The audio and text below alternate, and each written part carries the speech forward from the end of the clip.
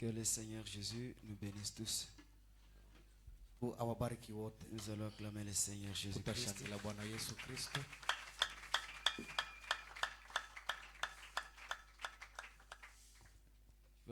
Tu vas saluer ton frère et ta soeur au nom de Jésus-Christ. Tu dis que Dieu te bénisse. Que Dieu te bénisse. Amen. Et à l'honneur du Seigneur Jésus, nous allons tous nous mettre debout pour commencer notre culte de ce soir. Au nom du Seigneur Jésus-Christ. Avec le numéro 10, Cantique Wokovu. Damu yako yenye baraka inayotuosha makosa ilimwagwa msalabani. Bwana Yesu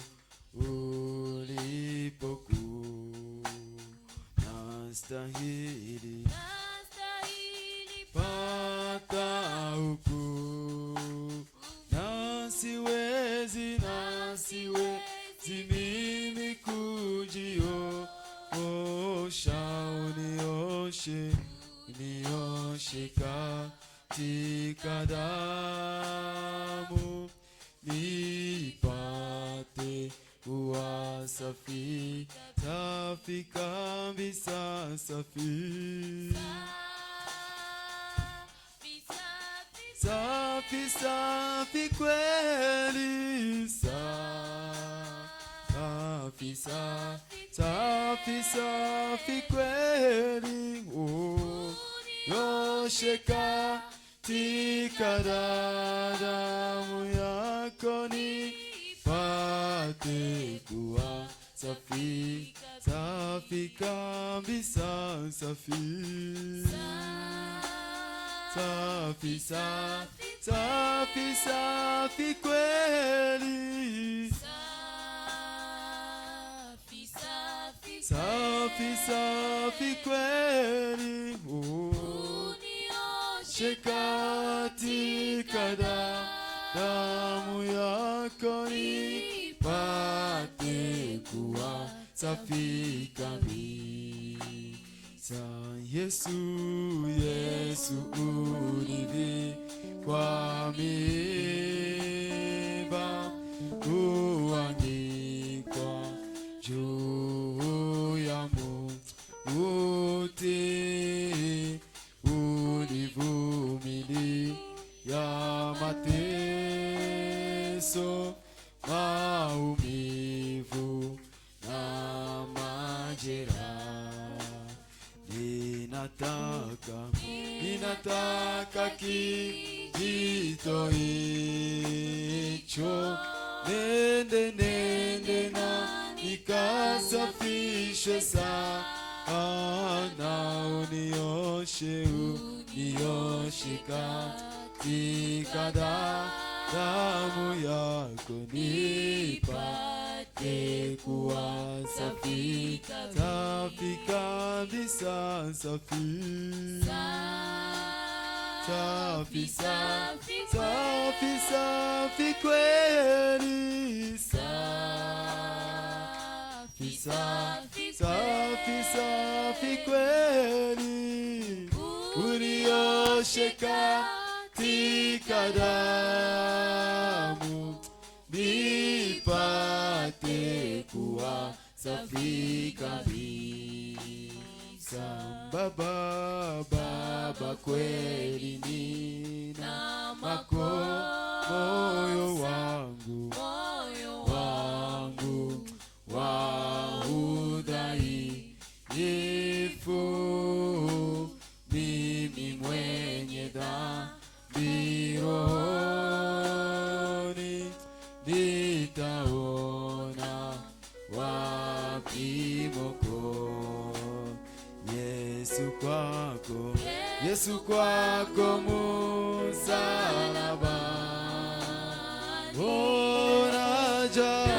jani na kuamini sasa, unioshe katika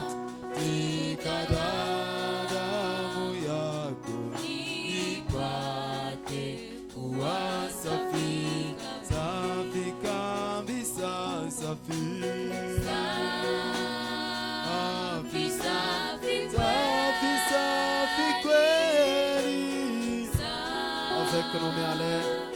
Safi, safi, safi kweli, uliosheka tikadamu,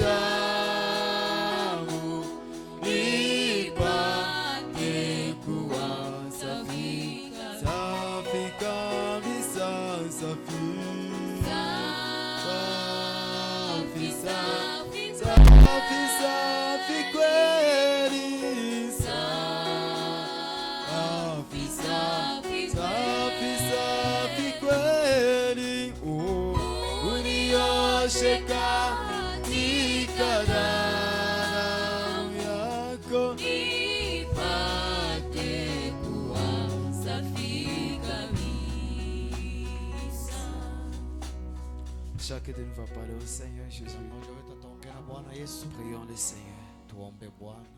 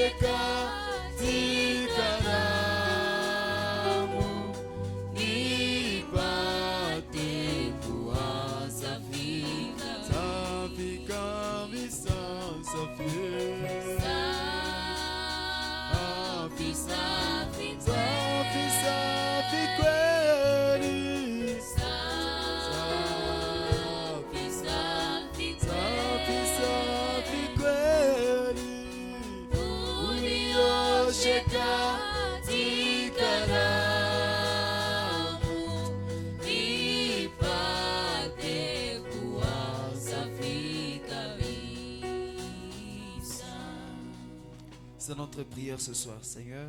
Rends-nous plus blancs que la neige. Au nom de Jésus-Christ. Nous te bénissons, Seigneur. Et nous t'acclamons ce soir. Nous te levons, Seigneur Jésus.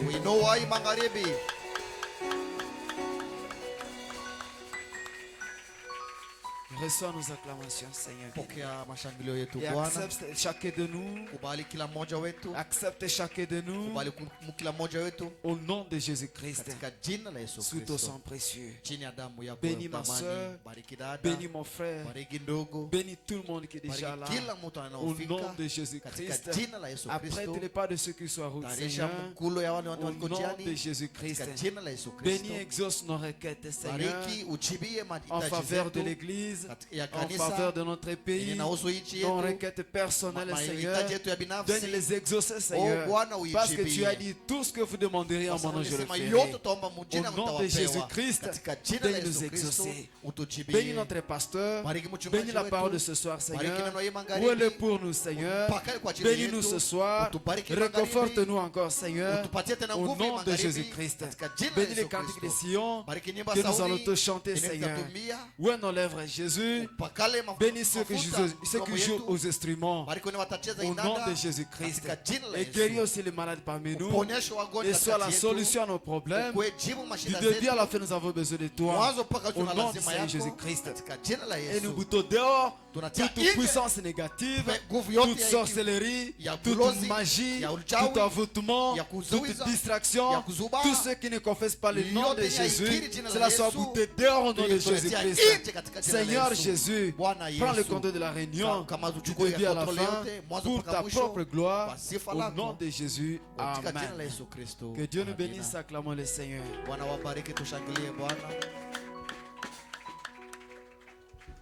Nous allons louer le Seigneur Jésus alors que nous sommes encore debout.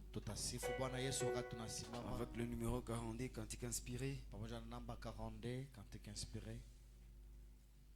Laissons voir notre joie, nous qui aimons le Seigneur. Joignons au chant un doux accord.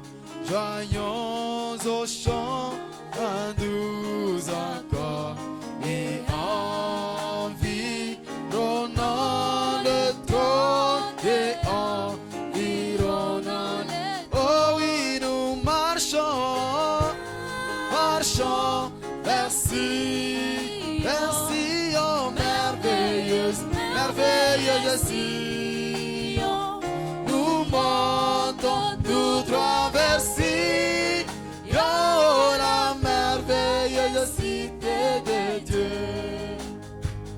Ils refusent de chanter ceux qui ne connaissent pas notre Dieu. Mais les enfants du roi céleste, mais les enfants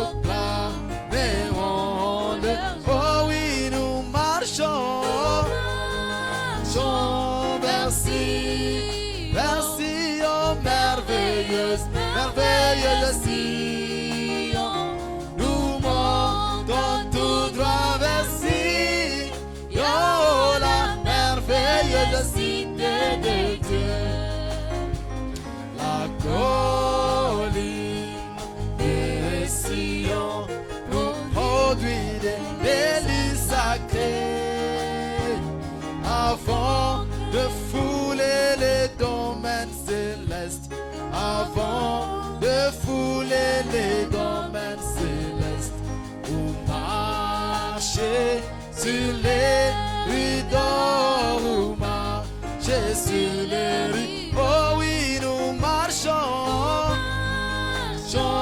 vers Sion, vers Sion, merveilleuse, merveilleuse Sion. Nous montons tout droit vers Sion, oh, la merveilleuse cité de Dieu. Puisse nos chants abonder et chaque larme est séchée. Nous marchons sur les traces d'Emmanuel. Nous marchons sur les traces d'Emmanuel vers les beaux pays d'en haut, vers les beaux pays d'en haut. Oh oui, nous marchons, marchons vers Sion, oh merveilleuse, merveilleuse Sion. Nous montons tout droit vers Sion, oh la merveilleuse cité de Dieu. Écoutez au ciel de tout ce que tu as, combien Jésus-Christ est riche en bonté.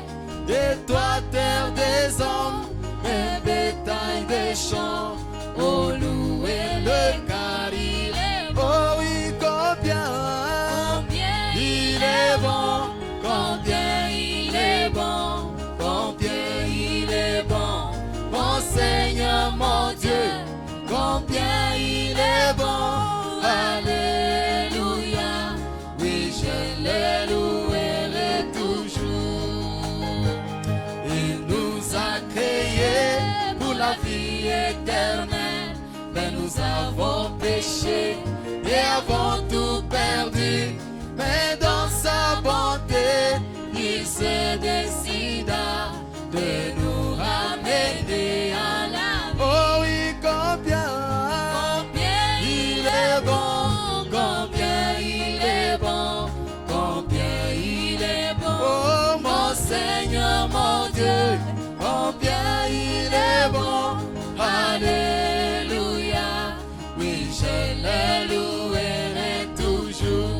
Et comme un agneau, il va ici-bas, il versa son sang pour nous racheter. Depuis ce jour-là, nous pouvons crier, oh mon, où est ton aiguille? Oh, combien il est bon, combien il est bon, combien il est bon. Oh, mon Seigneur, mon Dieu, combien il est bon. Alléluia, oui, je le louerai toujours. Pareil à un aigle, il rôde sur nous, il voit nos besoins, nul n'est en danger. Et à chaque tour, il jette ce cri, ne craignez rien car je suis là. Oh oui, combien il est bon, combien il est bon, combien il est bon. Oh, mon Seigneur, mon Dieu, combien il est bon. Alléluia, oui, je le louerai toujours. Acclamons le Seigneur Jésus, notre Shangilie Dieu. Bwana Yesu. Hallelujah.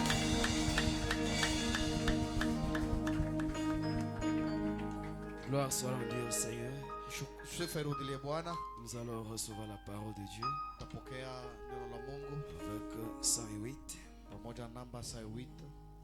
Toi ma portion éternelle, plus qu'un ami ou la vie, pendant mon pèlerinage,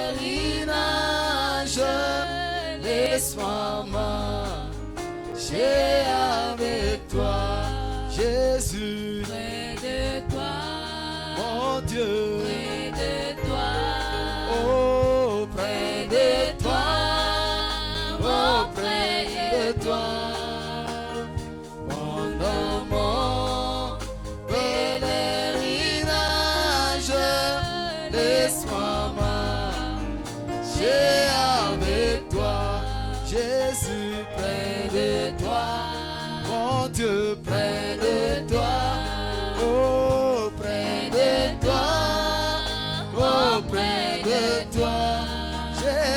Pendant mon pèlerinage, laisse-moi marcher avec toi. Ma prière ne sera jamais pour le plaisir de ce monde.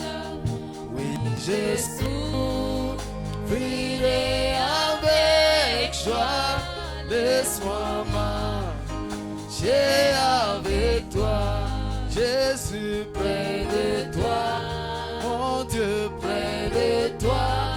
Oh, près de toi. Oh, près de toi. Oh, oui, je souffrirai avec joie. Laisse-moi marcher avec toi. Jésus, près de toi. Mon Dieu, près de toi. Près de toi. Oh, près de toi. Oui, Jésus, souffrirai avec joie. Laisse-moi marcher avec toi. Puisses-tu me conduire par-dessus la mer ou le fleuve la vie. Puis-je alors entrer dans la gloire avec toi, oh mon Seigneur Jésus, près de toi, mon Dieu, près de toi, près de toi, près de toi. Puis-je alors entrer dans la gloire avec toi, oh mon Seigneur. Nous allons tous parler au Seigneur. Prions le Seigneur. Dites, Seigneur, c'est notre troisième jour aujourd'hui. Que je ressorte avec ma victoire. Élève ta voix, prions tous le Seigneur suffisamment. Prions le Seigneur. Seigneur, c'est le troisième jour. Le troisième jour, ton fils a changé l'eau en vin. Change mon problème en exaucement. Change mes pensées à une réalité. Change ma requête à une manifestation. Prions le Seigneur tous.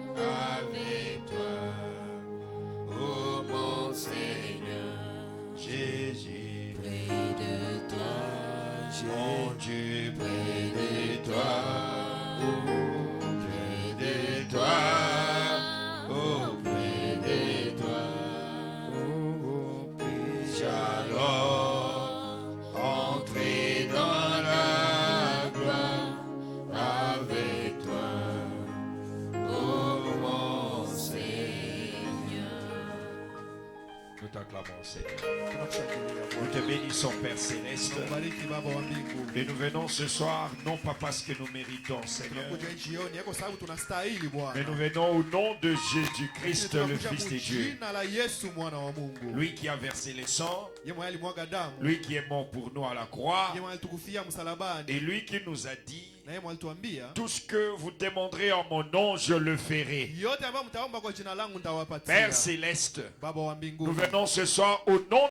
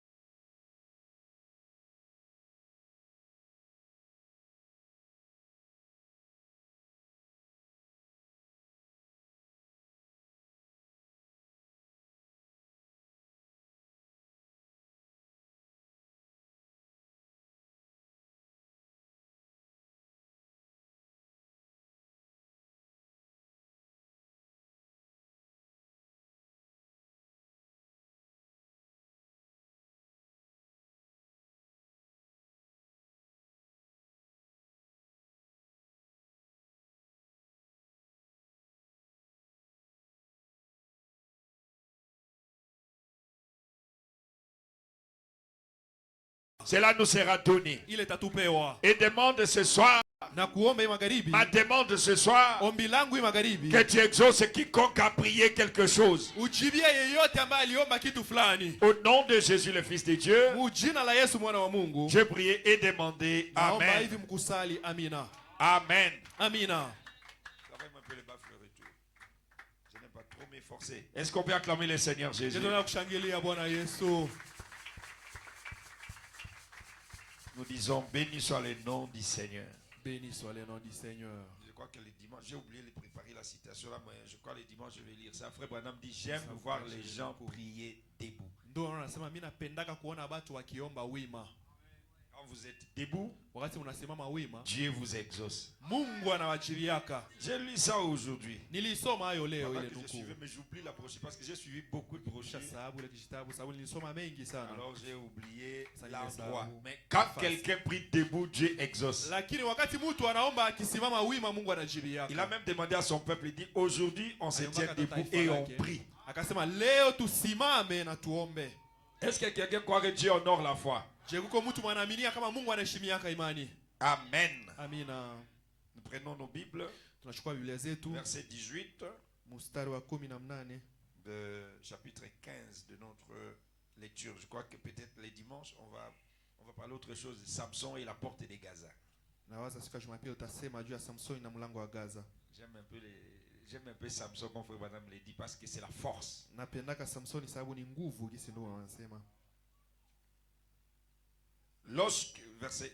Commençons à partir du verset 13 ou même à partir du verset 9.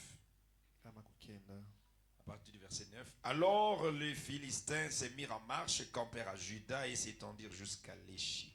Les hommes de Juda dirent: pourquoi êtes-vous montés contre nous?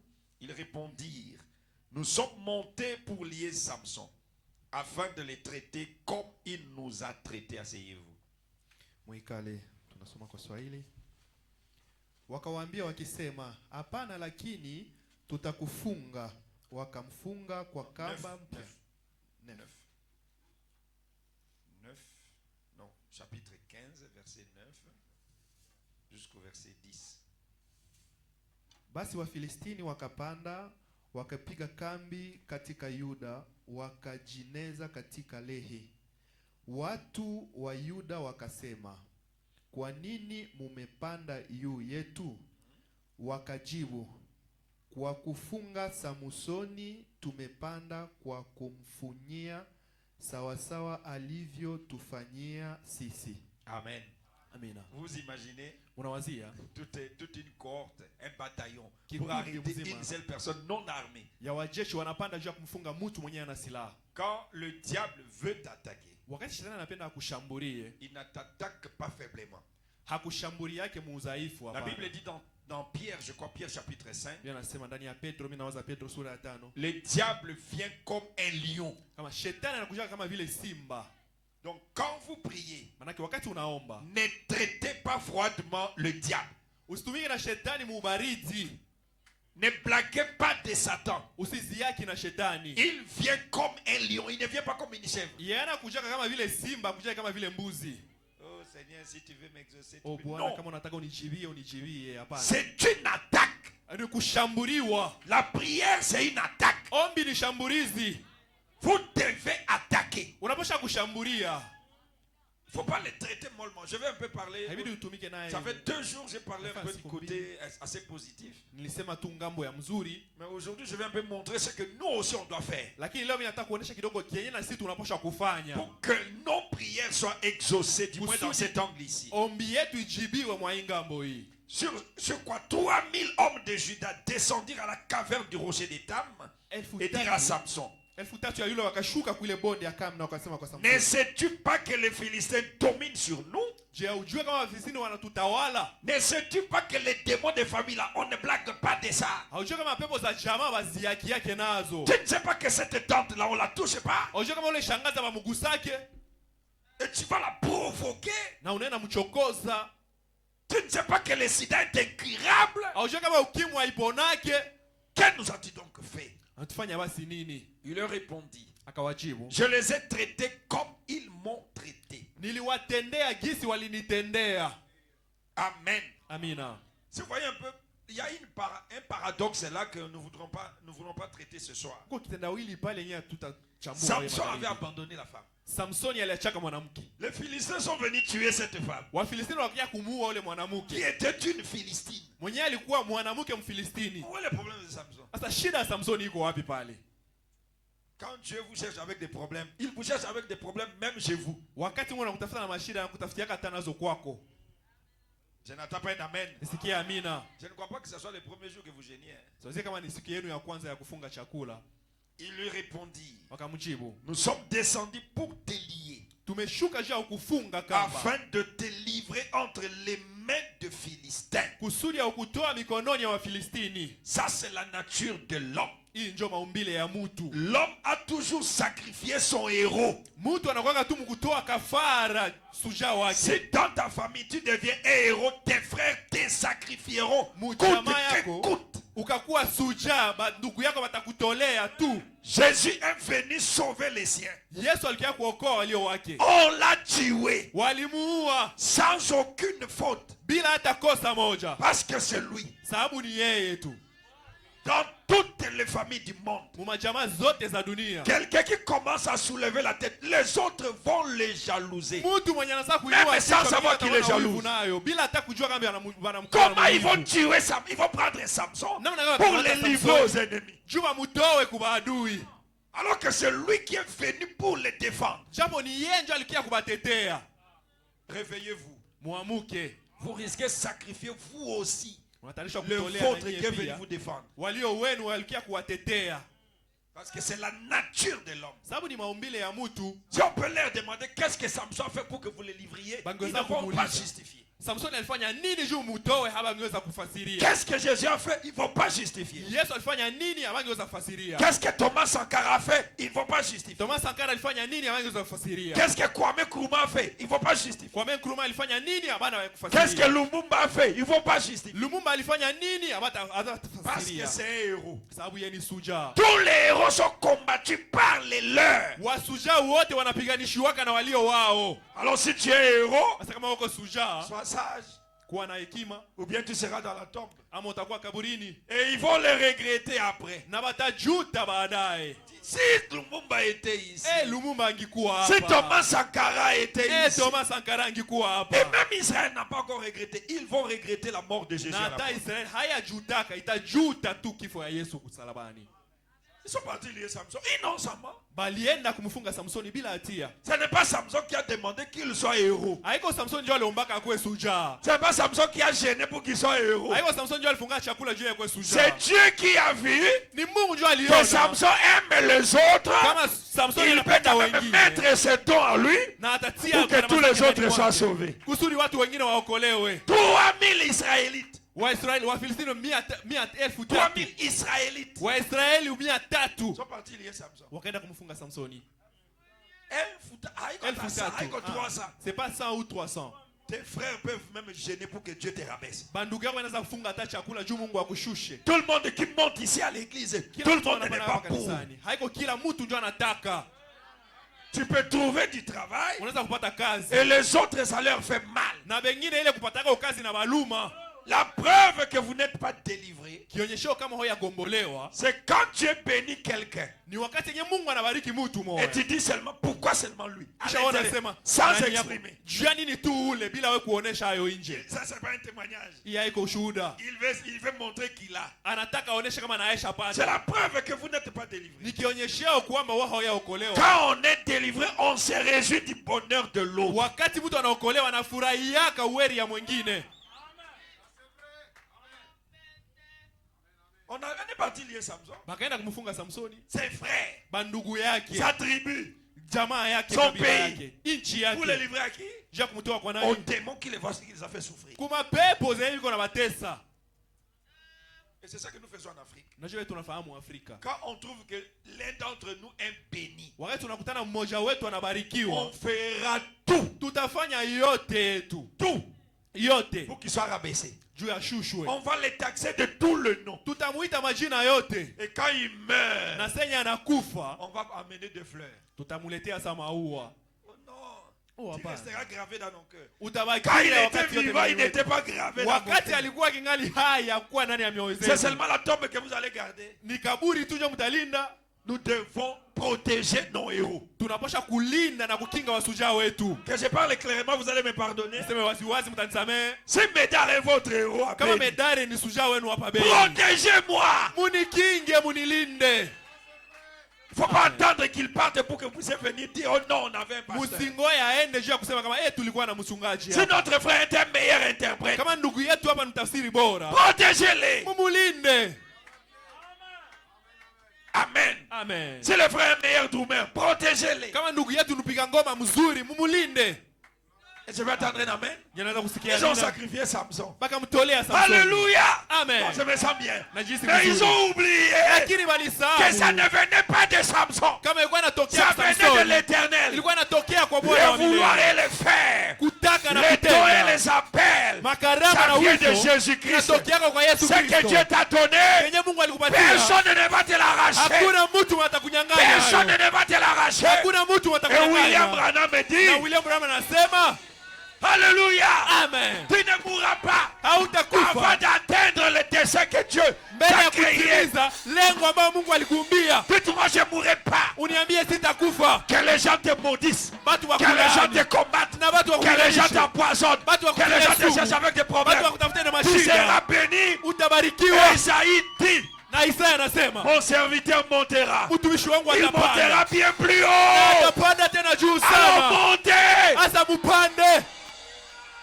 Amen. Alléluia. Amen. On a lié Samson. Wakamfunga Mais Samsoni. leur lien n'a rien fait. Lakini fungo yao haikufanya La kitu. famille te combattra. Jamaa Mais leur itakupiganisha. combat sera nul et sans Lakini effet. vita yao Les itakuwa gens bila parleront tukio. mal de Watu toi. watakusema Mais vibaya. tu resteras ce que Dieu a placé en Lakini toi. utabakia kile kenye Mungu aliweka ndani mwako.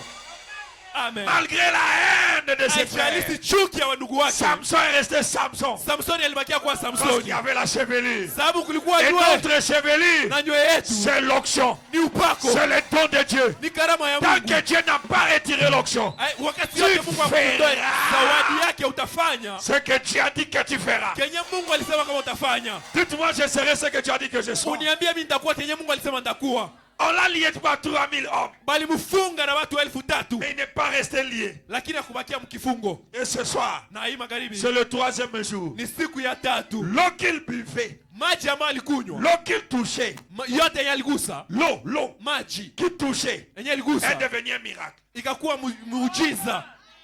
Hein? l'eau qu'il buvait, l'eau qu'il touchait, a été convertie. Jésus n'a pas cherché l'autre eau. Ta bénédiction, Dieu ne va pas l'enlever en dehors de toi. Ta bénédiction, Dieu le soutirera de toi. C'est ton talent que Dieu va utiliser pour te bénir. C'est ton sérieux que Dieu va prendre pour te placer quelque part. Ta sérieuxité t'amènera à la hauteur. Vous connaissez l'histoire, on a lié Samson et on l'a amené. Mais ils ont oublié que Samson, son onction travaille dans le bruit. Et ils ont poussé des cris. Les chaînes sont tombées. Un vrai envoyé de Dieu. Son onction travaille quand il y a des troubles. Un vrai envoyé de Dieu. Noé, Élie, Élisée, Josué, tout le monde est là. C'est quand il y a des problèmes que l'onction se réveille. Alors quand Dieu vous amène des problèmes, c'est que Dieu veut que ton onction se réveille. Si les gens commencent à parler à mal, si les gens commencent à te critiquer, si la pauvreté commence à frapper au bas plein, sache-le, Dieu est en train de réveiller quelque chose. Et ma prière ce soir, que cela soit réveillé. Réveille le lion qui dort. Amen, asseyez-vous un peu. Acclamons le Seigneur Jésus.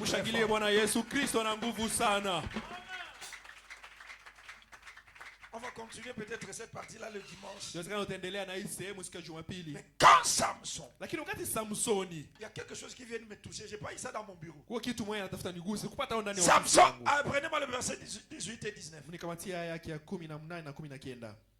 Samson a prié pour de l'eau momentanément,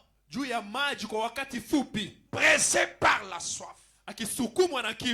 Il invoqua l'Éternel et dit, c'est toi qui as permis. Je vais aller lentement. Je me rappelle que j'ai promis que j'irai lentement. C'est toi qui as permis par la main de ton serviteur cette grande délivrance.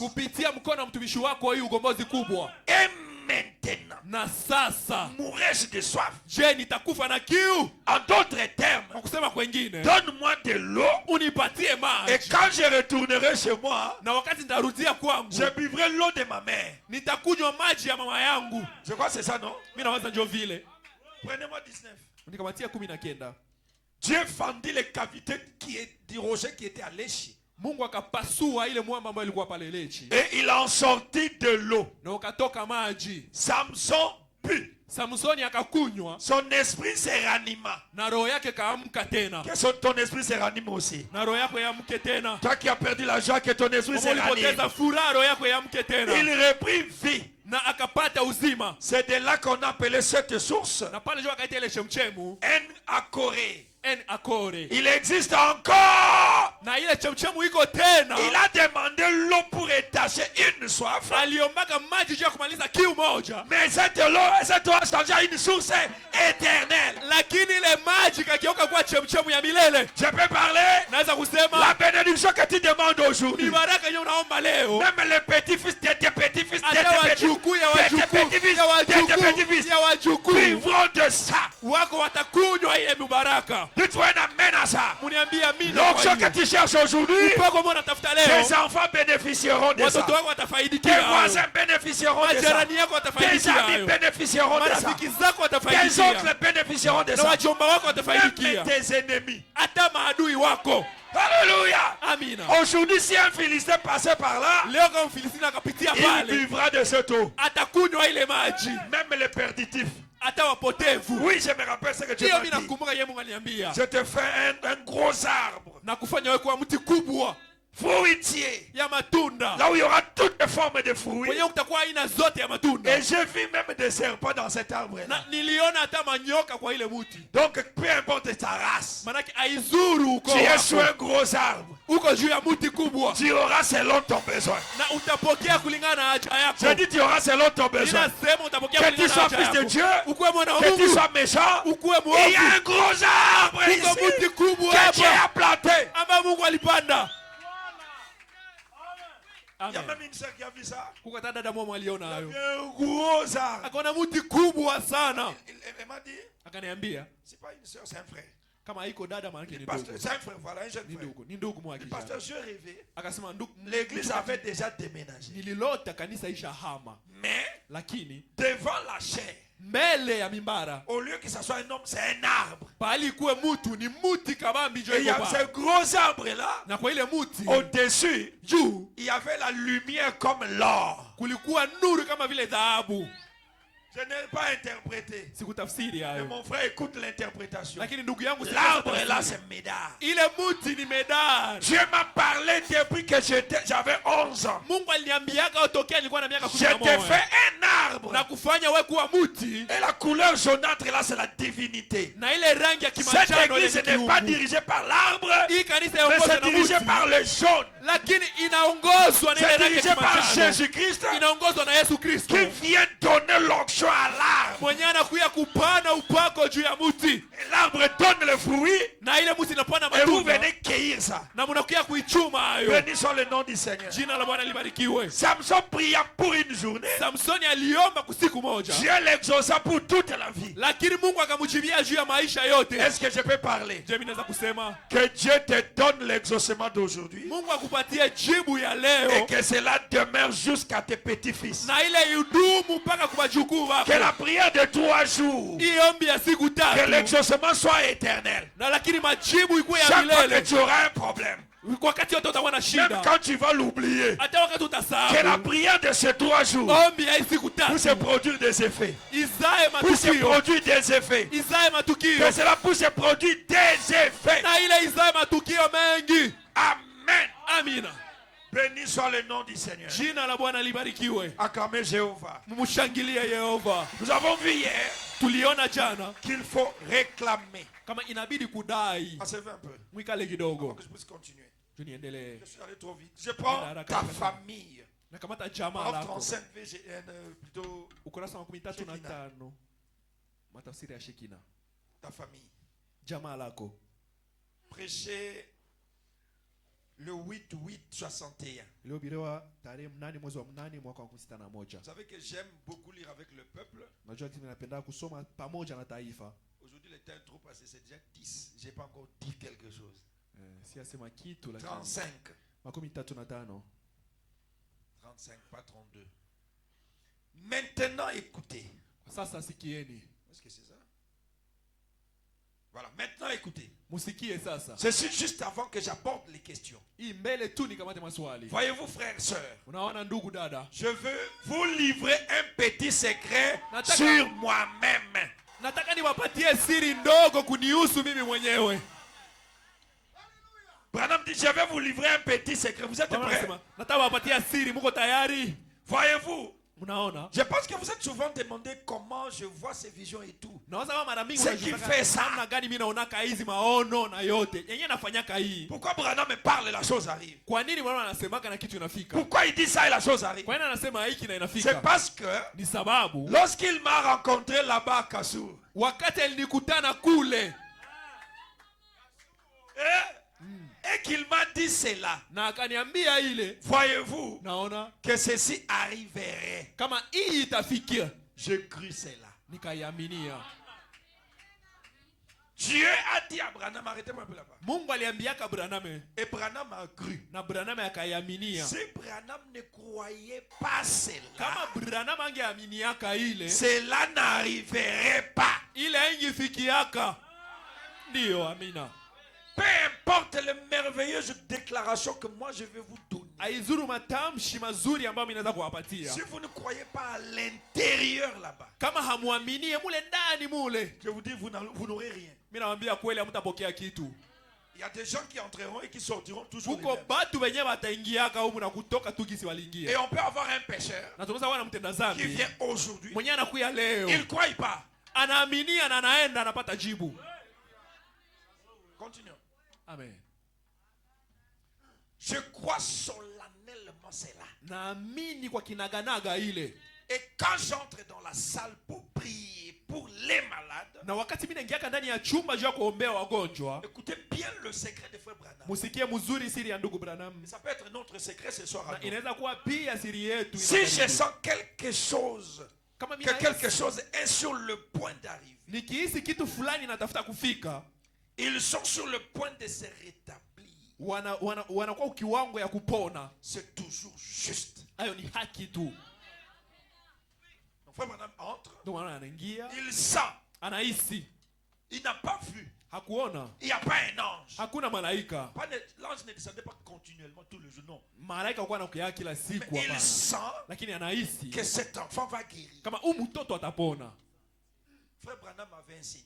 Ndio maana kwa kana alama Moi moja. aussi j'ai un signe que je ne dirai jamais. Na mimi pia niko na alama yenyewe sitaisemaka. Je dis bien jamais. Mimi nasema kama Quand je utasemaka. sens cela, Wakati mimi nahisi ile. si ma main est sur toi, tu sens qu'il y a quelque chose qui se passe. Kama mkono yangu iko yulu yako unasikia kitu moja na Tu kuingia sens hapo. un courant te traverser. Piou! Unasikia umeme moja inakupita hivi. Est-ce qu'il y a quelqu'un qui a un jour senti ça? Kuko mtu mmoja shakasikia ile Je shimo. mets la main sur quelqu'un. Nawekea mtu mkono. Je prie. Après un Naomba moment, naomba. Kisha wakati je fulani vois les signes venir. naona ile alama Toi, tu inakuja. sens dans ton corps. Wewe utasikia mwili Comme yako. ça, Sasa vile umeme moja kuramo hivi nakupita hapo. ça c'est vrai. Hii Et ni moi, kweli. je sais, je te dis que c'est exaucé. Na pale mimi nakwambia kama inajibiwa. C'est donc toujours juste. Ni basi ni kweli. C'est ce que nous devons faire avec notre Na njoo famille. kenye tunapaswa kufanya pamoja na jamaa letu. Pour tout ce que nous demandons. Kwa yote ambayo tunaomba, Point virgule. nukta, Nous devons prier. tunapashwa kuomba kusali. C'est dommage que dans des familles, il n'y a plus de prière en famille. Ni ole kuona majamaa ukwete na maombi za jamaa. Il y a un problème. Kuko shida. Tout le monde veut parler. Kila mtu anapenda Au aseme. lieu de prier. Bali ya kuomba. Et c'est ce que nous devons faire avec notre famille. Na njoo tunapaswa kufanya pamoja na jamaa letu. Pour tout ce que nous demandons, Kwa yote ambayo tunaomba, nous devons prier. tunapaswa kusali kwa ile. Vous voulez qu'un enfant voyage Unataka mtoto asafiri dans la famille? ndani ya jamaa, Réunissez-vous. mkusanyike, Priez. muombe. Arrêtez de condamner celui-là. Mwache kuhukumu Celui-ci. ule, Oh non, huyu. si Médard n'avait pas fait ça. Oh, hapana kama Si Isaka kufanya Isaac hivi. n'avait pas fait ça. Kama Isaac Si kufanya hivi. Nathan n'avait pas fait ça. Kama Nathan Non. kufanya hapana. Dieu est le propriétaire des cœurs des gens. Mungu ndio mwenyezi ya mioyo za watu. Tous les cœurs des hommes sont entre les mains de Dieu. Mioyo zote za watu ziko mikononi mwa Mungu. Si tu veux qu'un frère te donne l'argent, Kama unataka ne Mungu parlez pas à ses frères. ndugu akupatie Parlez à pesa son usiongee na ule ndugu. créateur. Lakini ongea na Dites Mungu Seigneur, wake. va chez ces frères-là. Umwambie Bwana Qu'il aende me kwa ule donne ndugu. autant. Anipatie kiasi fulani ya pesa. Dieu le rendra mal à l'aise. Mungu atamkosesha amani. Ah Jésus, est-ce que quelqu'un me comprend là? Ah, je mtu mwana anielewa pale. Mais nous là, on s'attaque aux gens. Lakini sisi tunashambuliaka watu. Ebenezer est égoïste. Ebenezer ni Ebenezer mchoyo. ne veut pas. Oh, Ebenezer Oh, Nathan hataki. là, tu vois. Oh, Nathan Oh non, ule cette unaona. sœur-là. Oh, ule dada. Plus tu parles, plus il sera têtu. Zaidi unasema, zaidi atakuwa wa kiburi. Voilà pourquoi moi j'ai adopté l'attitude, tu parles, je t'observe, je réagis pas. Ndio maana mimi nishakamata hali yenyewe unasema na kutazama tu sitasema. Tu peux parler avec moi 2 heures de temps. Unaweza ongea na mie musa 2, Je réponds, j'ai compris. lakini mimi najibia tu. Naelewa. Tout ça, Hii yote mimi nasema. j'ai compris. Naelewa. Parce que ma réponse ne va pas te satisfaire. Sababu jibu yangu haitakutoshelea. Mais tout ce que tu m'as dit, Lakini yote yenyewe uliniambia. j'ai quelqu'un Niko na mtu qui mmoja ne joue jamais. mwenye Il hashindwake. te connaît à profondeur. Anakujua Il mkilindi. me connaît à Na profondeur. ananijua mie Et mkilindi il connaît sana. les intentions de cœur. Na anajua mania za mioyo. Si vous ne priez pas en famille, Kama muombaki la jamaa, famille va se disloquer. ile jamaa itavunjika. Vous n'allez même plus vous saluer. Hamutasalimiana kata. Ça, c'est le secret de Frère Branham. Hii ndio siri ya ndugu Branham. Même si votre femme devient méchante, Hata kama bibi yako anakuwa votre mari mkali, devient irresponsable. mume wako anakosa kujukumika. Branham me dit, nous Ndugu devons anasema, tunapashwa Nous devons tunapashwa kuomba. Et Na Dieu honore Mungu anaheshimishaka la foi. imani. Voilà le secret. Josiri Dieu Mungu honore anaheshimishaka la foi. imani. Aujourd'hui, permettez-moi, j'arrête à 30. Leo mniruhusu Parce qu'il y a quelque ndasimamisha chose que je kutrani. dois dire. Sababu uko kitu mwenye napasha kusema. Dieu, Mungu. dis à ton voisin, Dieu honore la Jirani foi. yako. Mungu anaheshimishaka Dieu honore imani. la foi. Amen. Mais la foi, c'est pas ce que vous confessez. Lakini imani yako vitu unasema sema. C'est ce que vous ressentez. Ni kenye unahisi, unasikia moyo. Je ne sais pas si ça sera un peu clair, mais Sijui kama itakuwa wazi j'ai wazi. quelque chose que lakini. j'ai reçu que je voudrais transmettre. Niko na kitu moja nilipokea na mimi nipenda Dieu nipane. honore la foi. Mungu anaheshimishaka Et imani. la foi vient de deux choses. Na imani inatokea mbitu mbili. La décision et la sériosité. Uamuzi na umakini. Qu'est-ce qu'une décision? Uamuzi ni Et nini? qu'est-ce qu'être sérieux? Na kukuwa makini ni nini? Je ne définis pas ça scientifiquement, sinon on ira trop loin. Sipane maana hayo mkisayansi kama iko vile Mais- mbali sana. Lakini Être sérieux, kukuwa makini ça veut dire maana yake je jeûne mimi nafunga pour kifunga cha l'argent. juu nipate pesa. Dio, Sawa? tu ne peux pas aller sortir de là pour aller causer dehors Hautatoka alors que pale. l'argent n'est pas encore venu. Juu yako Tu ya es moins kuongea sérieux. nje wakati pesa hii yakuya pale unakosa makini. Tu es venu pour 3 jours. Ulikuja juu ya siku tatu. Nous, on sait que tu es à l'église, Sisi tunajua Mungu mais tu es kanisa. dehors au téléphone. Lakini uko jo nje mkusemelea kusimu. Allô? Oh, hello. Comment ça va là-bas? Habari Je suis un gani peu à kule? l'église. Niko kidogo Le mkanisa. pasteur nous a donné 3 jours. Mchungaji atupatia siku tatu ya Tu maombi. es aventurier. Uko yangu. Tu es moins sérieux. We unakosa kuwa timamu. Et tu vas dehors comme les autres. Moi, dis pasteur, Kisha utaenda nje kisema ingine. la sœur est fatiguée. Pour que moi je fasse quoi? Dada anachoka, juu mimi nifanye nini? Ya Yule dada anachoka, ni anachoka. mbebe kumgongo. Si elle est fatiguée, vous voulez que je la porte au dos? Mie Dieu qu'on a omba. Est-ce que c'est moi qui ai le Mie Dieu nilitia mtu kamba akuya omba. Est-ce que c'est moi qui ai lié quelqu'un pour Quand appeler on quelqu'un ne de reçoit venir pas prier? d'exaucement parce que nous sommes moins sérieux. Atupokeake majibu. Prenez-moi la sababu citation. Hatuko timamu mnikamatie ile nukuu. À qui irons-nous, Seigneur? Tutaenda tena wapi Bwana? Moi, quand je suis ici, Mimi wakati niko hapa. je suis dans mon bureau. Niko ndani ya ofisi la. Si vous me voyez ici dehors, Ukaniona hapa c'est que Dieu nje. m'a parlé. Manake Mungu aliye. Je peux faire 3 jours là, je ne sors pas. Hata siku tatu mule ndani stoke. Parfois, mon épouse vient, il frappe à la porte. Je n'entends même pas qu'il y a quelqu'un qui Kwa frappe. mara à la porte. mke wangu anakuyaga na gonga kumulango na sisikia hata kama Les mtu yuko gens pale. ne sont pas exaucés, ils sont moins sérieux. Batu hawajibiliwe sababu hawako timamu.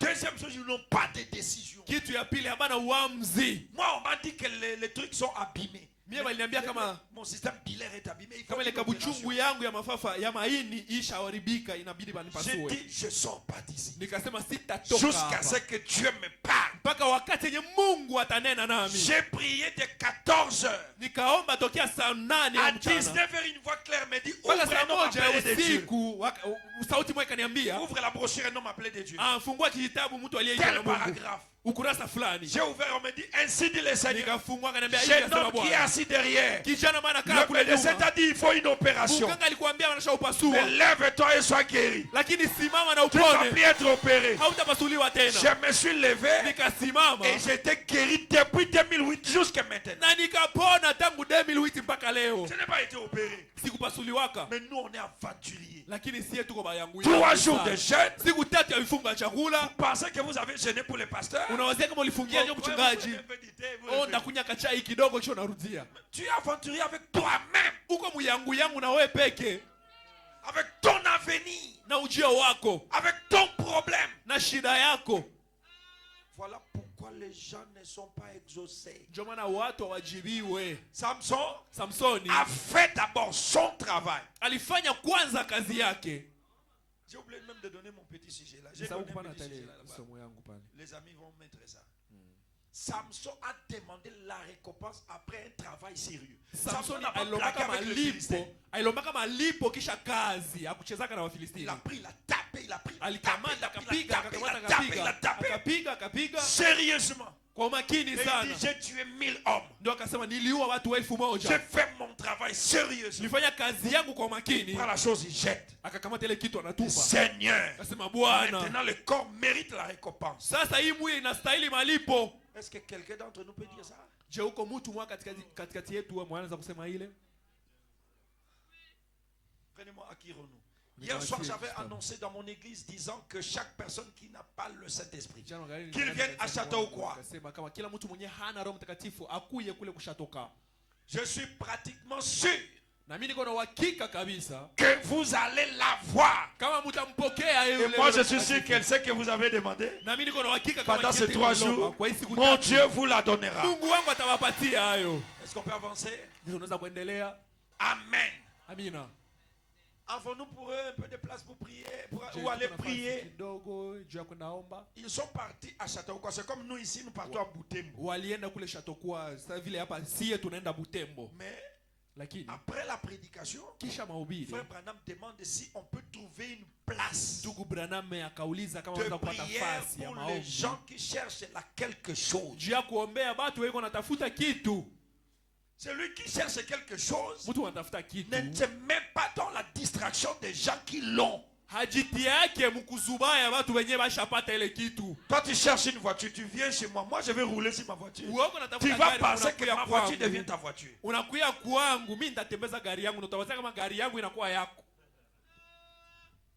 Est-ce qu'il y a un endroit?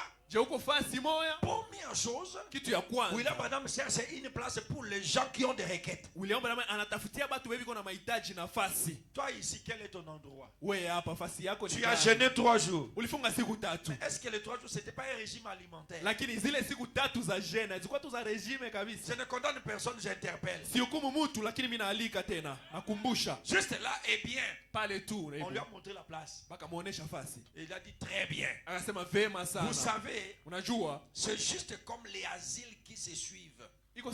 Forment juste une ligne tout autour. Et je pense que c'était Buddy Robinson qui avait dit une fois, Seigneur, si tu ne me donnes pas le Saint-Esprit, à ton retour, tu trouveras un tas d'os gisant ici, dans ces champs. Une décision et un homme sérieux. Je quitte 3 jours ici. Est-ce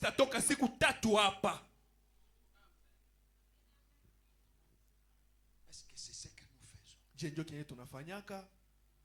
Moi si j'entre 3 jours, c'est aujourd'hui à 14h que je suis allé même dehors là-bas. Je sors pas.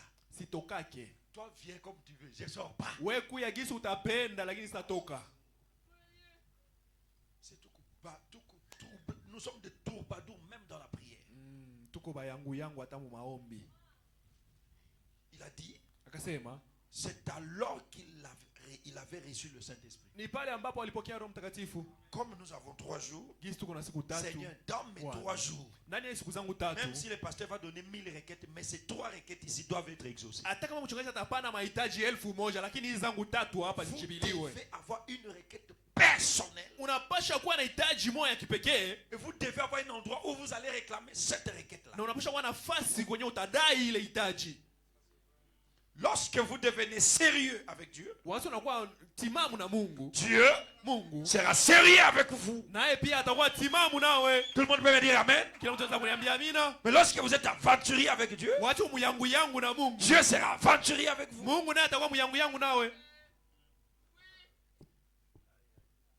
La prière, son exaucement, c'est la décision et le sérieux. Vous ne voyez pas mes habits là depuis le mercredi. J'ai ça. Ce n'est pas lavé. C'est pas repassé. 3 jours, c'est 3 jours. Je ne change pas. Que ça soit mouillé ou pas, je suis avec ça. Parce que j'ai un objectif. Vous devenez sérieux, Dieu sera sérieux. Vous êtes aventurier, vous ne verrez rien. Nous entretenons tous ces petits corps ici. Et malheureusement, depuis qu'on l'a entretenu, on n'est même pas encore arrivé là où nous cherchons. C'est que mon pasteur a toujours dit, le pasteur Ben, Mchungaji wangu anasemaka, mchungaji Ben Il anasema dit, kila mais wakati. tu as trop mangé 30 ans de repas. Tu es devenu qui? Ushakula sana miaka 30 ya chakula, ushakuwa nani? Si tu as 70 ans, 70 ans de miaka repas. 17, maana yake miaka 17 ya Tu as chakula. 20 ans, c'est 20 ans de Kama kuna repas. miaka 12, maana yake miaka 12 ya C'est les chakula. 3 jours vraiment que tu vas mourir. Lakini ni siku 3 tu ya kukosa chakula ndio utakufa. Alors que ces 3 jours peuvent changer ton histoire plus que toutes les années passées. Hapo zile siku 3 zinaweza kubadilisha maisha yako kuzidia miaka zote. Nous devons être sérieux dans ce que nous faisons avec Dieu. Tunaposha kuwa watimamu ndani ya yote tunafanya na Mungu. Si c'est la prédication, Kama ni c'est mahubiri. la prédication. Ni mahubiri. Si c'est la chanson, Kama ni c'est la nyimbo. chanson. Ni nyimbo. Si c'est un amen, Kama ni amina. c'est un amen sérieux. Ni amina kabisa iliyo timamu. Pas comme si quelqu'un contenait la gorge. Eko sasa vile mtu mimi kuna mkata kushingo hivi. C'est seulement nous pouvons nous débarrasser des petites secousses. Kama tunaweza kuachana tu na zile misukosuko ndogo ndogo. Tu as genou mtoto, Unapiga magoti kidogo hivi mtoto analamika unasimama. hata kufia pale. Il va pas mourir là-bas en pleurant. Continue d'abord un peu. Endelea kwanza kidogo. Blâmez un peu ces démons. Hamakia kwanza kidogo le pepo. À dehors de mon enfant. Mbali sana na mtoto Seigneur, wangu. je continue ma prière. Bwana mimi naendelea maombi yangu. Vous devenez sérieux? Kwa kuwa makini. Dieu sera sérieux. Mungu naye atakuwa makini. Je peux attendre un amen? Naweza kusikia amina. Amen. Amina. Le diable, c'est un aventurier. Shetani ni muyango yangu. Comme il sait que chaque fin du mois, El Shaddai jeûne, Gisi anajua kama kila mwisho wa mwezi El Shaddai anafunga il chakula. va vous mettre dans une routine diabolique. Atakutia ndani ya zoezi moja hivi ya kimapepo ya kishetani.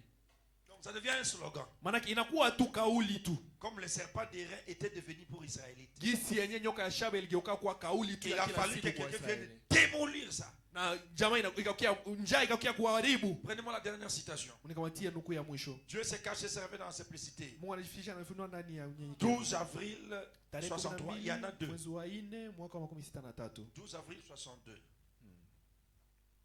Dieu se cache et se révèle de la simplicité, paragraphe 319. J'ai lu un peu vite. 319 Parce qu'il me nasoma reste haraka 10 haraka minutes là. sababu inabakia dakika moja pale. Dieu se cache et se révèle de la simplicité. 319. 319.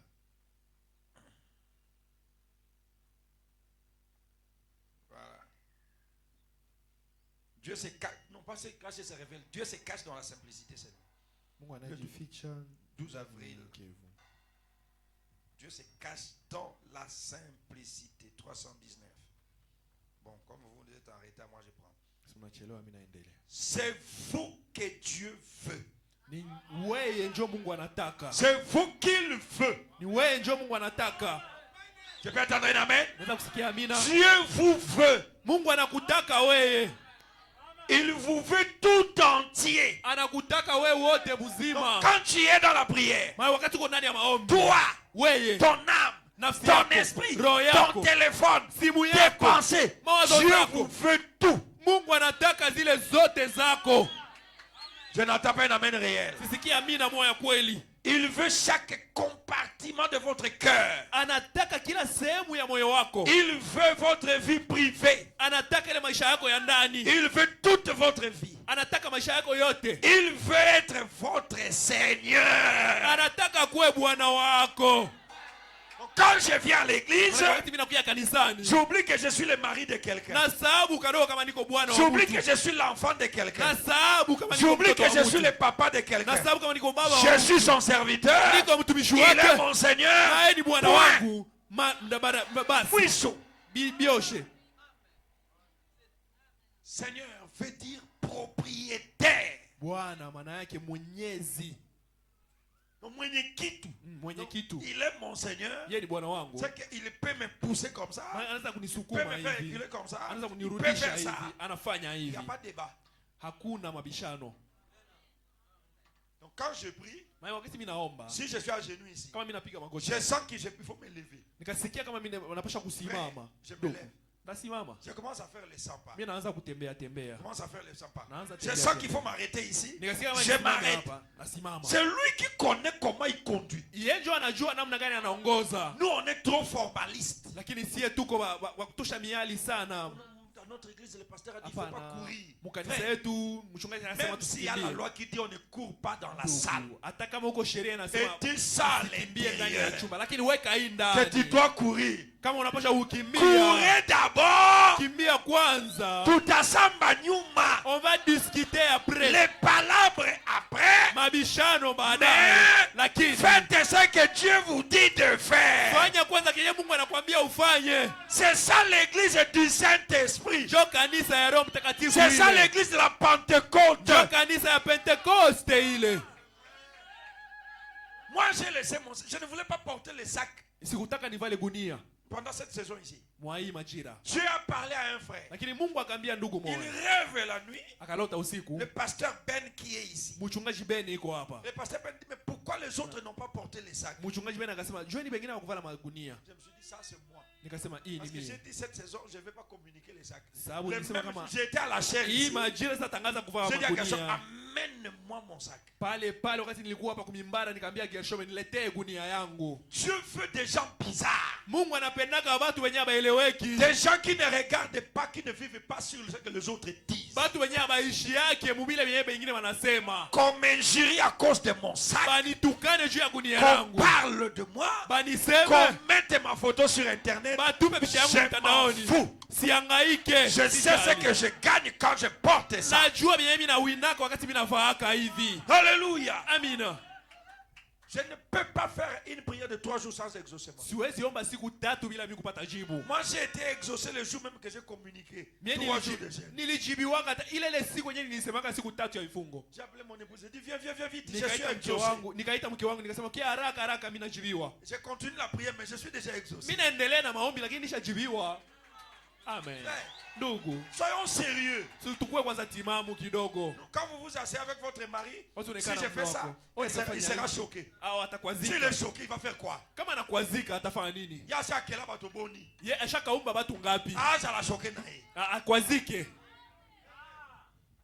S'il fallait suivre le choc déjà, est-ce que vous pensez que moi j'allais prêcher des choses? Kama tungiposha kufuata kukwazika ya watu mnawazia mimi ndani ndihubiriaka. Je prends la photo de quelqu'un, je le mets là-bas et je parle. Mimi nakamata picha ya mtu naitupa hapa kubao kisha mimi nasema. Vous pensez que c'est facile? Mnawazia ni rahisi? C'est d'abord appeler quelqu'un par lui la vérité. Tu ne peux pas y arriver. Tu kwanza kuita tu mtu hivi kumwambia makweli hawezi fikia. Dieu a besoin des hommes. Lakini Mungu iko na haja ya watu. Il n'a pas besoin de femelettes. Hana lazima wale watu banaume wanafana banamuki. Tu veux être exaucé? Unapenda ujibiwe? Sois sérieux avec toi. Kuwa timamu na wewe mwenyewe. Appartenez à Dieu. Ukue wa Mungu. Et si tu ne sais pas dire à Dieu Seigneur, prends-moi tout. Na kama ujue uambie Bwana kamata yote yangu. Moi c'est ça. Quand je suis au bout je dis Seigneur, prends-moi tout. Wakati mimi nafika mwisho mimi nasema Bwana kamata yote. Prends mes oreilles, prends ma bouche. Kamata kinywa yangu. En tant qu'intellectuel j'aurais honte. Akosa sasa vile mtu alisoma nitasikia haya. S'il y a des incrédules, c'est nous les intellectuels. Kama uko watu wasioamini ni sie wetu tulisoma. Tu connais bien la philosophie. Sababu unajua mzuri filosofia, unajua sayansi mzuri, unajua. Vous pensez qu'un chef de travaux peut porter comme je porte? Munawazia kama sete anaweza vala gisi mimi navala hapa. Moi je le porte. Lakini mimi navala. Parce que je ne m'appartiens plus. Sababu siko tena wa mie peke. Et je m'en fous de ce que les autres vont dire. Na sijali na vile wengine watasema. C'est ce que William Branham veut dire. Ndio kenye William Branham anapenda kusema hapa. Il veut vous posséder. Anataka kumiliki. Est-ce qu'on peut avancer un peu? Afin de pouvoir vous guider. Kusudi ya kuongoze. Je vais beaucoup insister parce que c'est là qu'on ne reçoit pas nos réponses. Nataka nikazie sana pale juu njoo kwenye tunakosaka majibu. La femme à la perte de sang. Mwanamke alikuwa anapoteza damu. Il n'y a jamais une écriture qui a dit vous allez toucher quelqu'un pour être guéri. Hakukuwaka tena andiko moja ilisema kama utagusa mtu kisha utapona. Pendant que Jésus prêchait, lakini wakati Yesu alikuwa anahubiri, elle a senti qu'il faut toucher. Akahisi kama inabidi nimuguse. On l'a poussé, elle a aussi poussé. Naye akasukuma. On l'a insulté, elle a aussi insulté. Naye akatukana. Jusqu'à ce qu'elle a touché. Mpaka wakati yeye akagusa. Est-ce que sa maladie a continué?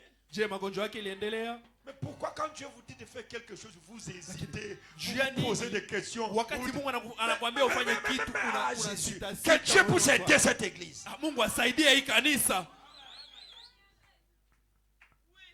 C'est sens qu'on t'a dit non, viens essuyer les souliers des serviteurs.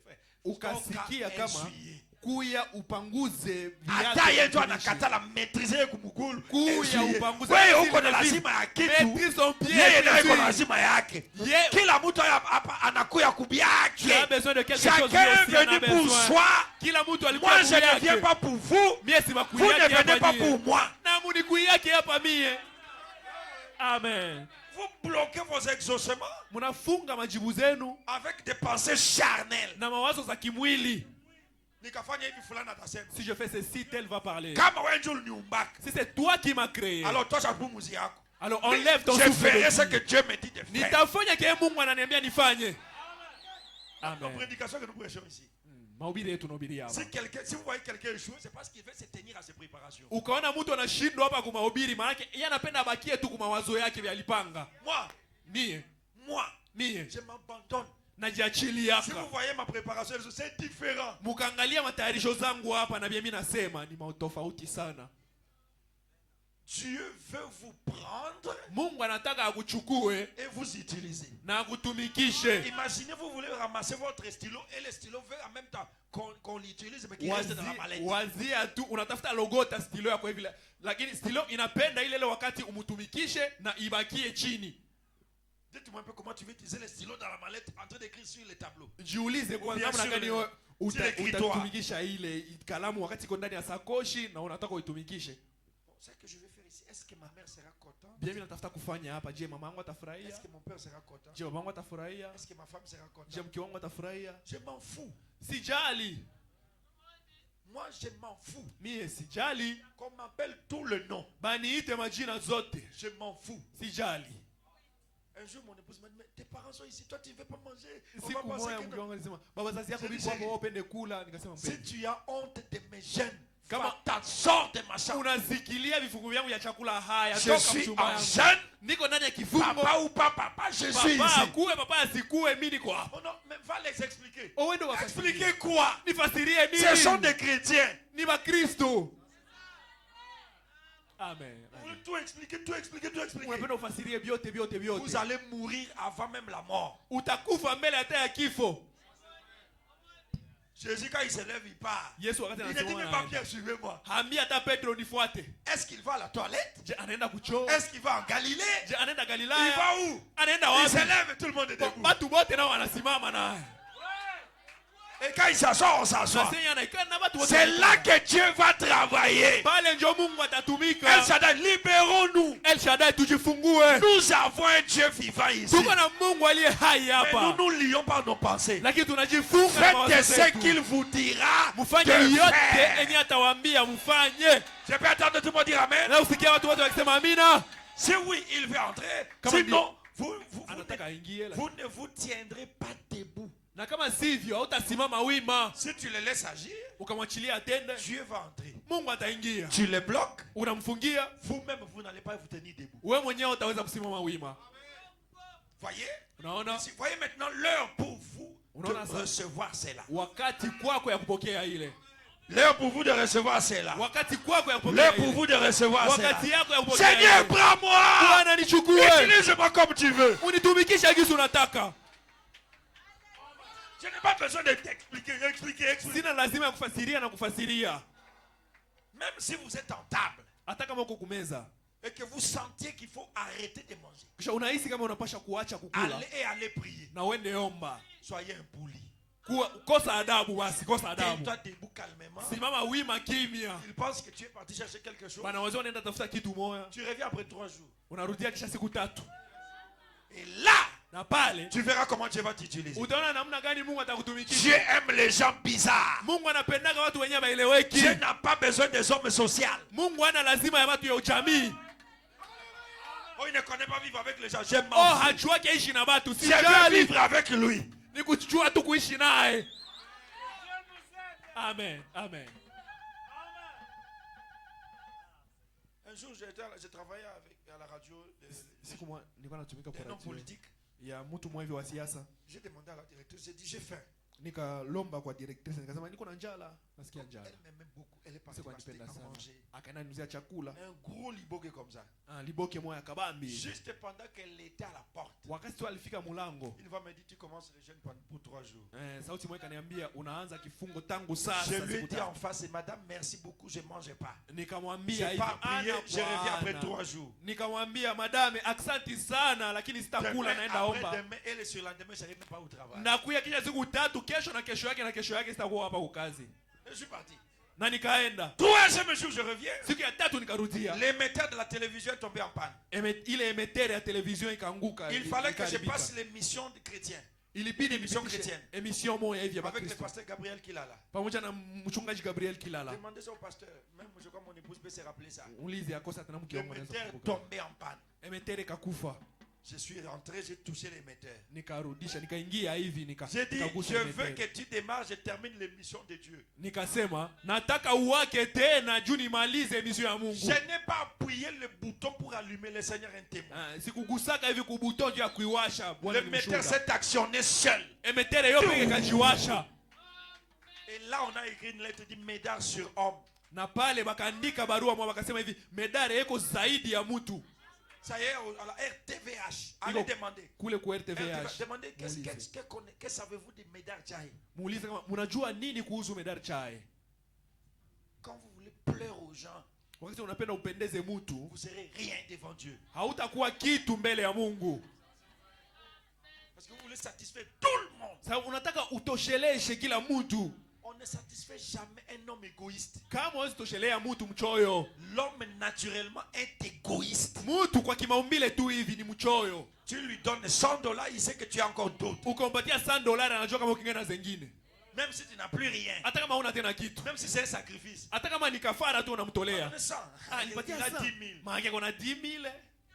Comment tu vas satisfaire un homme comme ça? Namna gani utatoshelea? Satisfait Dieu et continue le voyage. Utoshelee Mungu na uendelee na safari. Eh bien, ça dépend de vous. Vraiment, ça dépend de vous. Inalingana nanyi. Eh bien, si vous croyez de tout votre cœur, kama unaamini na moyo wako wote, la chose sera réglée. Ile kitu tatatuliwa maintenant même. Tangu sasa.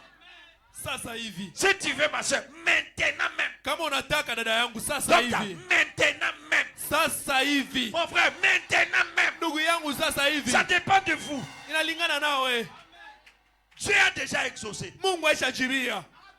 Ça dépend de vous. Inalingana tu nawe. Il peut exaucer maintenant même. Anaweza jibia sasa hivi. Cette soirée, hii magharibi, pour moi, kwangu mie, sera inoubliable. Itakuwa kumbukumbu ya milele. Je répète encore. Narudilia tena. Cette soirée, hii magharibi ya leo, ces 3 jours, hii siku 3 seront inoubliables. Hazitasawika kamwe. Pour quelqu'un dans la salle ici, kwa mumoya ndani ya chumba hapa, Dieu honore la foi. Mungu anaheshimishaka imani. Il va honorer ce que vous allez demander. Na ataheshimisha kile kile mulilomba. Dieu honore la foi. Mungu anaheshimishaka imani. Dieu honore la foi. Mungu anaheshimishaka imani. Dieu honore la foi. Mungu anaheshimishaka imani. Et cette soirée, na hii magharibi, sera inoubliable pour moi. Itakuwa kumbukumbu kwangu. Ils ne fermeront pas probablement ces portes de l'église. Inawezekana watafunga hii milango ya kanisa. Ce soir, hii magharibi, pour vous, kwenu. Voilà, ça commence. One inaanza.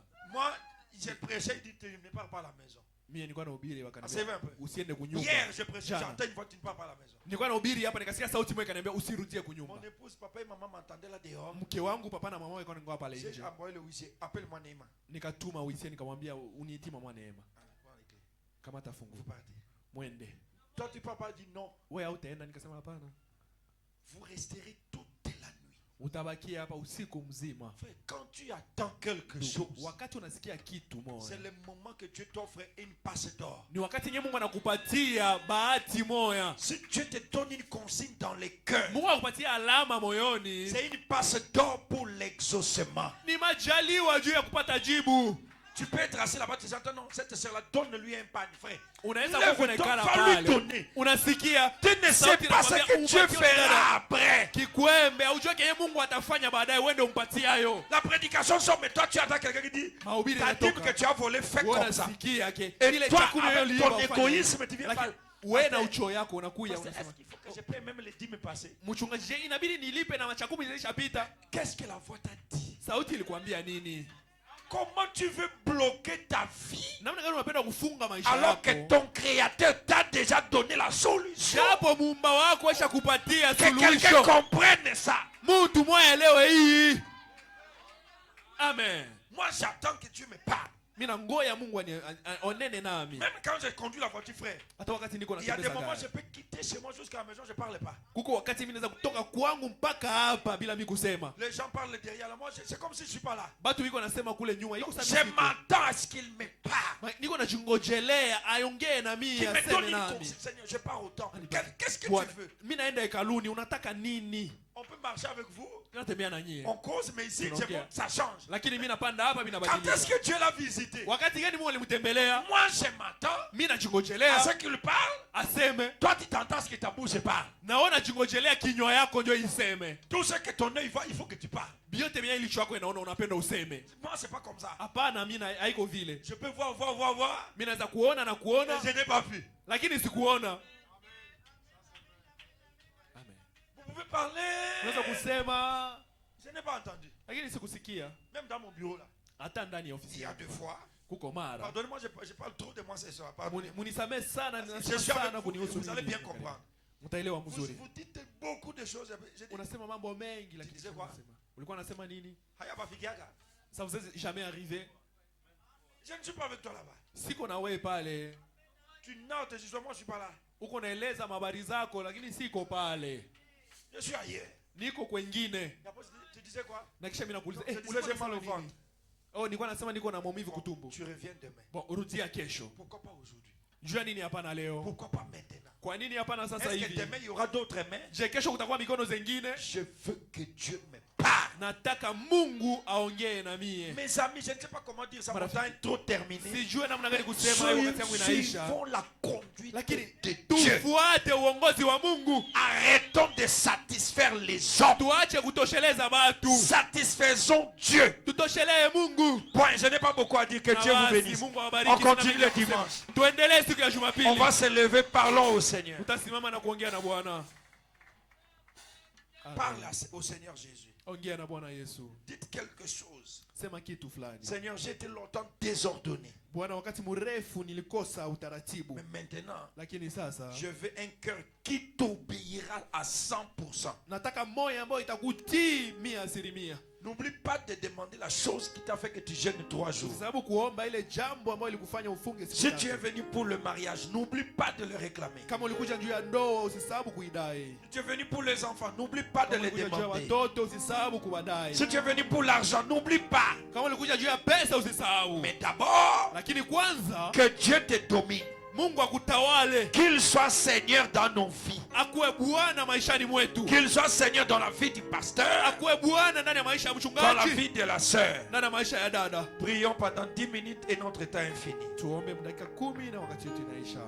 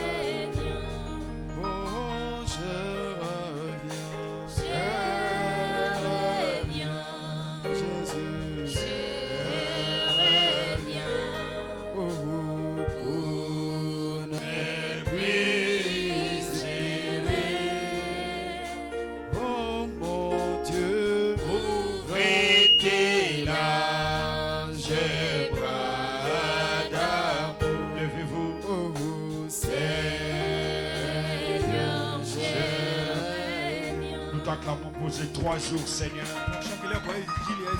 Nous te bénissons pour la force que tu continues à donner à ton peuple. Nous te remercions et t'acclamons pour les révélations que tu ne cesses de nous donner. Maintenant, je me tiens comme un ange derrière la chair, comme l'intercesseur de ce peuple. Et j'ai dit au nom de Jésus avec ma main à l'air, que tout le monde qui a jeûné ces 3 jours soit exaucé. Au nom de Jésus-Christ, que tout le monde qui a jeûné pendant ces 3 jours soit exaucé. Soit exaucé. Soit exaucé. Et visité. Seigneur, l'obéissance vaut mieux que le sacrifice. Nous avons obéi malgré nos petites erreurs. Pardonne, c'est la paix. Vous êtes exaucés. Amen. J'ai dit vous êtes exaucés. Amen. Alléluia, vous êtes exaucés. Amen. Au nom de Jésus, je le dis par inspiration. Je sens cela. Et je dis tu es exaucé. Tu es exaucé ma chérie. Tu es exaucé mon frère. Tu es exaucé mon ami. Tu es exaucé ma soeur. Au nom de Jésus, que la lumière soit. Je mets dehors toute ombre de la mort. Je mets dehors les avortements, les fausses couches, tous les plans de l'ennemi dans ta vie, les plans de Satan dans ta vie, les plans de l'ennemi dans ta vie, les mauvaises prières contre toi. Jetez-les dehors. L'orgueil, l'arrogance, la mort subite, les avortements, la lourdeur, la froideur, les maladies après jeûne, les flèches des sorciers, les flèches des sorciers, j'arrache cela, je mets cela dehors. Au nom de Jésus, jetez-les dehors. Au nom de Jésus, jetez-les dehors. La malédiction, les mauvais sorts, la lourdeur, la froideur, les envoûtements, les mauvais désirs des gens sur toi, les mauvais désirs des gens, les mauvaises prières, les maladies incurables, la mort des enfants. Nous mettons cela dehors. Le petit salaire, les barrières, l'incrédulité, le doute, les doutes, les hésitations, la mauvaise conduite, la conduite diabolique, la conduite satanique. Jetez-les dehors.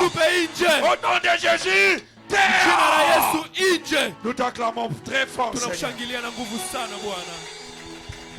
Nous te bénissons, Père. Que l'Éternel te bénisse. Et qu'il te garde. Que l'Éternel fasse luire sa face sur toi. Que l'Éternel fasse luire sa face sur tes enfants, sur ton élevage, sur ton ministère, sur ton travail, sur tout ce que tu fais. Que l'Éternel fasse luire sa face sur cela et qu'il t'accorde sa grâce. Que l'Éternel tourne sa face vers toi et qu'il te donne sa paix. Ainsi je viens de placer le nom de l'Éternel à chacun de nous. Seigneur, bénis les dîmes, bénis les offrandes, bénis l'offrande de construction, bénis ceux qui sont déjà en ordre. Au nom de Jésus-Christ. Amen. Je vais attendre tout le monde dire Amen et acclamer le Seigneur. Amen. Nous disons béni soit le nom du Seigneur. Amen. Amina. Et amen. Amina. Et amen. Na amina tena. Amen. Amen. Il est merveilleux notre Seigneur. Il est le roi des rois. Il est le Seigneur de Seigneurs. Il est le Seigneur des Seigneurs. Amen. On va faire passer le boîtier d'offrande Pour que notre réunion soit complète. kusudi mkutano wetu ikuwe timilifu. Notre programme de prière, Mpango yetu ya maombi les cultes, c'est de 16h à 18h30. ya ibada yetu ni tokea saa 10 mpaka saa 12:30. Mais moi, je trouvais important que de commencer à couper tout. Lakini mimi nakutana ni ya muhimu kuanza kukata mbele Jusqu'à ce que le Seigneur pourra changer s'il va changer mpaka ça. wakati yenyewe Bwana atabadilisha kama atabadilisha ile Notre mpango. programme normal, Lakini mpango wetu wa kawaida la semaine, c'est de 16h Juma ni tokea saa 10 à ya mchana 18h30. mpaka saa 12:30. Mais je m'efforcerai qu'avant cette heure-là, on soit déjà dehors. Lakini nitajikaza mbele ya ile saa tuko tushakuwa Les nje. dimanches, c'est de 9h à Siku 13h. Jumapili ni tokea saa 3 ya mchana mpaka saa 11. Et si Saa toi tu 7. arrives à 11h, Na kama tunafikia na 11h, alors tu seras surpris que tu vas nous trouver dehors là-bas. utashangala unatukutana tushatoka Un nje. jour, ceux qui viendront à 10h30, nous trouverons dehors. Siku moja wewe watafika mu 10:30 hapa tutakuwa tushakuwa nje. Ndio. Prenez-moi, j'ai trouvé la citation, c'est dans l'âge de Pergame. Munikamatie napata hii nukuu iko ndani ya kizazi ya Pergamo. Pendant qu'on fait cycler le voiture d'offrande. Et Watu maintenant, wanabadilisha kikombe ya par-dessus tout, sadaka. Na kisha zaidi ya yote, priez sans cesse. muombe bila kuchoka. Non, c'est pas là. Revenez un peu au début. Murudie kidogo mwanzo. Juste, c'est paragraphe 32 dit. Maintenant, avant de commencer, Sasa mbele ya kuanza, je me demande si ce ne serait pas trop pour vous de vous lever. najiuliza kama haitakuwa mengi sana kwenu kusimama wima. Là, je suis dans VGR. Pale niko mVGR. Savez-vous pourquoi j'aime me lever pour prier? Unajua kwa nini mimi napendaka kusimama juu ya kuomba? Jésus a dit, Yesu alisema, lorsque vous êtes debout, wakati unasimama wima, faisant votre prière. fanya ombi lako. Je ne sais pas si on peut trouver ça. Lorsque Sijui kama vous tunaweza êtes kuipata. debout, Wakati uko wima, faisant votre prière, mkuomba, dites, useme, notre Père qui est aux cieux. Baba yetu aliye juu mbinguni. Alors, Basi, pardonnez-vous les uns les autres. msameane wamoja wengine. Voyez-vous? Naona Et une fois Gédéon a choisi une armée, na wakati tu Gideoni alichagula en jeshi, séparant ceux qui s'étaient baissés, mkuachanisha wale ambao walinama ceux qui s'étaient mis à genoux na walipiga magoti pour et avaient lapé l'eau, na wakaambua maji. ceux qui s'étaient tenus debout Wewe walisimama wima et avaient porté l'eau na wakabeba maji à leur bouche. na mkono kinywani mwao. Voyez-vous? Unaona? Alors ceux qui s'étaient prosternés, Basi wenyewe walisujudu, qui avaient fléchi les genoux wenyewe walipiga magoti devant les idoles, mbele ya masanamu. ces hommes-là, Wale watu ils savaient qu'ils n'étaient pas aptes à partir. walikuwa najua kama hawana shahada ya kwenda. Donc, Maana yake celui qui s'est tenu debout, mwenye alisimama wima, celui qui s'était tenu debout, mwenye alisimama wima le regard constamment aux aguets. akiangalia wakati wote ndani ya ukengefu. Avant de continuer, je vais dire ceci. Mbele ya kuendelea, nataka sema hivi: Quand vous êtes habitué à prier à genoux tout le temps, vous dormez dès la minute que vous mettez à genoux. wakati unazoea kuomba mkupiga magoti, unakuwa mkulala dakika tu unapiga magoti. Quand on dit prions, vous êtes à genoux. Sasa tunasema tuombe, On vous unapiga demande magoti. qu'est-ce que vous avez prié, vous oubliez. Baka kuuliza uliomba nini, ushasahau. Un moment, Lakini wakati moja vous faites un petit pas. Oh Seigneur, unatembea kadogo, unasema bénissez Bwana, les ennemis. Seigneur, bariki tu madui, n'oublies pas. hautasahau. Les diables tremblent quand nous sommes à genoux. Shetani anatetemeka wakati unapiga magoti, C'est aussi une écriture. pia ni andiko. Mais tout le temps en genoux, tu oublies. Lakini wakati yote mu magoti unasahabuaka. Il est écrit, il est Imeandikwa, écrit. imeandikwa pia. Et ce que nous faisons, Lakini tunafanya, nous nous tenons debout pour prier. tunasimama wima juu ya kuomba. Bon, je crois aussi au fait de s'agenouiller pour prier. Mimi naaminia pia kutenda kupiga magoti juu ya kuomba. Mais Lakini je pense que se tenir debout pour prier signifie vraiment quelque chose. kama kusimama wima juu ya kuomba inamaanisha kitu fulani. Je vais attendre. Alléluia! Haleluya! Voilà. Joy, J'avais promis, je dirai jamais. niliahidia kama sitasema kamwe tena kitu Si ce n'est pas écrit, kama hayaandikwe. alors levez-vous, on va prier pour ça. Asa msimame, tutaomba juu ya kutoka. Seigneur, nous te remercions infiniment. Bwana, tunakushukuru sana, Nous t'acclamons pour ta grâce. tunakushangilia juu ya neema lako.